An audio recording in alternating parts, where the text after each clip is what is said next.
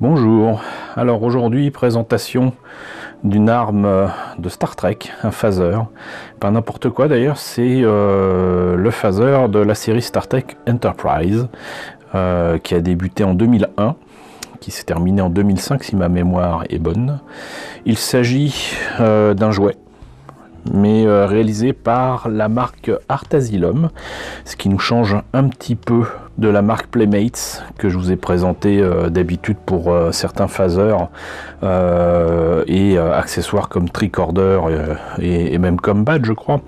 Mais reste que Art Asylum à l'époque avait proposé donc les accessoires, les jouets autour de Star Trek Enterprise, série qui malheureusement n'a pas rencontré beaucoup de succès, mais il y a beaucoup de choses à dire sur ce jouet et je trouve assez amusant de rappeler que parfois de simples jouets peuvent être utilisés comme props, comme accessoires dans des films ou des séries. C'est le cas de Star Trek Enterprise, puisqu'quand Art Asylum a fait donc ses jouets, ses phasers, mais je crois aussi des tricorders et des communicateurs, et bien en tout cas le phaser, ça j'en suis sûr, a été utilisé pour faire des accessoires. Ils ont été améliorés, repeints, customisés, peut-être alourdis, je ne sais pas, ajout d'électronique, je ne sais pas non plus, mais reste que les personnes qui étaient chargées justement de faire les props pour la série étaient bien contents de tomber sur ces jouets d'Art Asylum. Et ce que vous voyez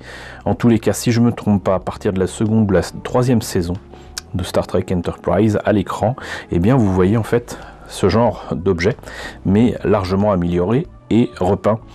Mais ça prouve surtout que la conformité de cet objet par rapport à ce qui avait été utilisé dans la série était suffisamment proche pour que les gens de la série se disent plutôt que de s'embêter et de faire des produits qui étaient très très chers à reproduire en résine ou quoi, utilisons ces jouets, ça coûtera moins cher et ça permettra de faire des trucs sympathiques à montrer à l'écran. Donc ça c'est cool. Par contre certains jouets sont tellement cool en termes de forme que par exemple les nerfs, donc ces flingues qui balancent des projectiles en mousse, dont vous avez forcément entendu parler, les nerfs ont même été utilisés par exemple pour la production d'une série télévisée qui s'appelle Terra Nova. Alors ça avait fait rigoler pas mal de rageux, alors que moi je trouve que ça passe particulièrement bien à l'écran. C'est pas parce que c'est des jouets qu'il faut s'en moquer, et en plus ça fait effectivement la forme d'un flingue futuriste, donc il n'y avait pas de raison.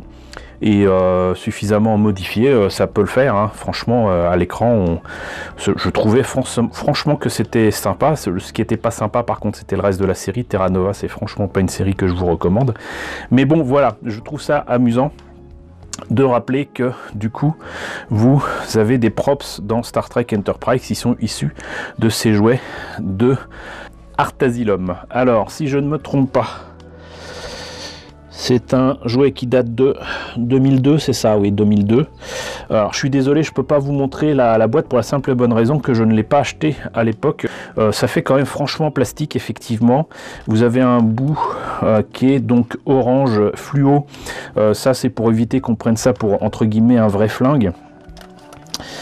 Et ça s'ouvre comme ceci. Et vous avez ici, on va dire, une cartouche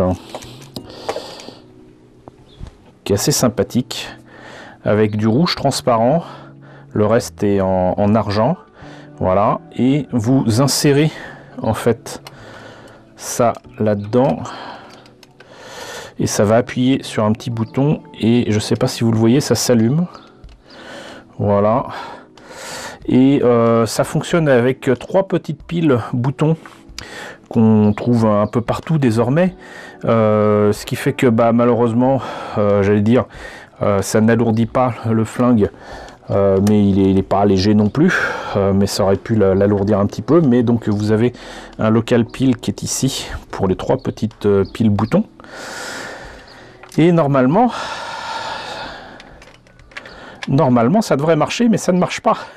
Bon, il y avait visiblement un faux contact, normalement là ça devrait fonctionner. Donc voilà. Alors je pensais que là vous avez au niveau du trigger, je sais plus comment on appelle ça en français, un bouton et un truc normal. Donc je pensais que ça faisait deux bruits différents, mais visiblement c'est pas le cas. Et donc ça fait un petit peu de lumière ici.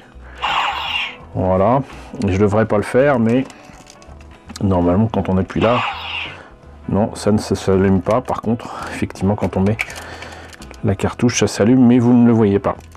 Voilà, est-ce que ça marche? Oui. Voilà, donc moi je trouve ça sympa quand même comme objet. J'avais pas pu me l'acheter à l'époque.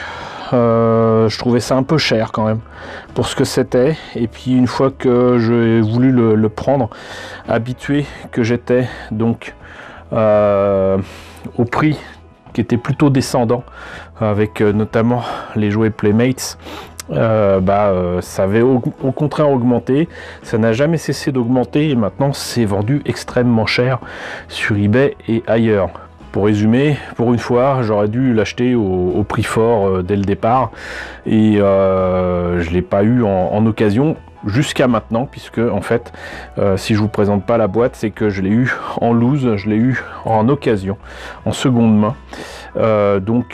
Avec un achat sur Vinted, voilà, comme quoi on peut trouver un petit peu de tout sur Vinted et j'en suis bien heureux. Il me manque plus que le communicateur et le tricorder, il me semble qu'ils existent. Et après, comme ça, j'aurai entre guillemets la totale.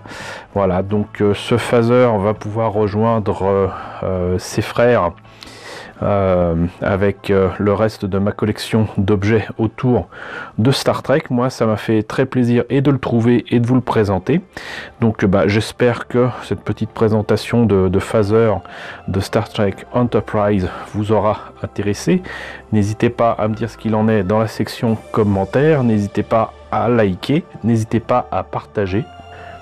N'hésitez pas à vous abonner si ce n'est pas déjà le cas. Coucou aux nombreux abonnés qui nous ont rejoints ces derniers temps. Bienvenue ici. Coucou aux grands anciens qui me suivent depuis plus de 5 ans. Merci à tous de votre fidélité. Merci à tous de votre soutien sur Tipeee et sur Paypal. Surtout, prenez soin de vous, surtout en ce moment. Je vous laisse avec la liste des contributeurs de la chaîne et je vous dis à très bientôt, je l'espère, pour la présentation d'un nouvel objet Star Trek.